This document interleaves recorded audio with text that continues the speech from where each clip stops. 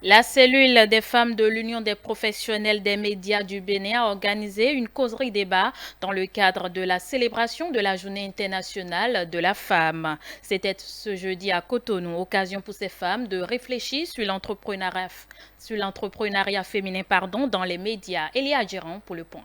C'est autour du thème entrepreneuriat et femmes des médias, spécificités et avantages comparatifs que la cellule des femmes de l'Union des professionnels des médias CFU a bien voulu réfléchir à l'occasion de la Journée internationale de la femme. À travers une causerie débat, elles entendent discuter sur les obstacles relatifs aux droits des femmes. Loin d'être un moment de fête et de réjouissance, est institué pour que les femmes prennent conscience de leur vie et pour qu'elles réfléchissent à leur épanouissement dans leur domaine de fonction respective. Soutenue par plusieurs organisations fêtières du monde des médias, cette journée est une occasion pour ces professionnels des médias de revendiquer leurs droits et leur liberté d'entreprendre au même titre que les hommes. Notre génération a pris conscience de ce que la femme journaliste ne doit plus être celle à qui est attribué les desks dits féminins tels que la santé, la cuisine, le secrétariat de rédaction,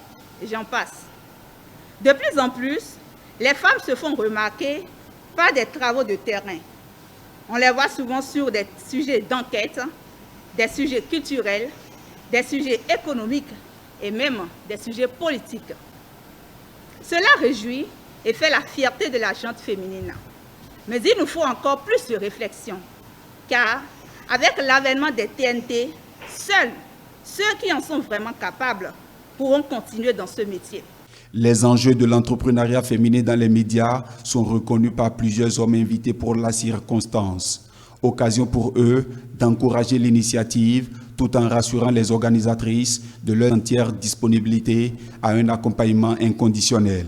Le combat y est déjà. La femme n'est plus prise comme un être assez faible. Non, c'est complètement faux. Pour ceux qui le disent, c'est qu'ils se leurrent.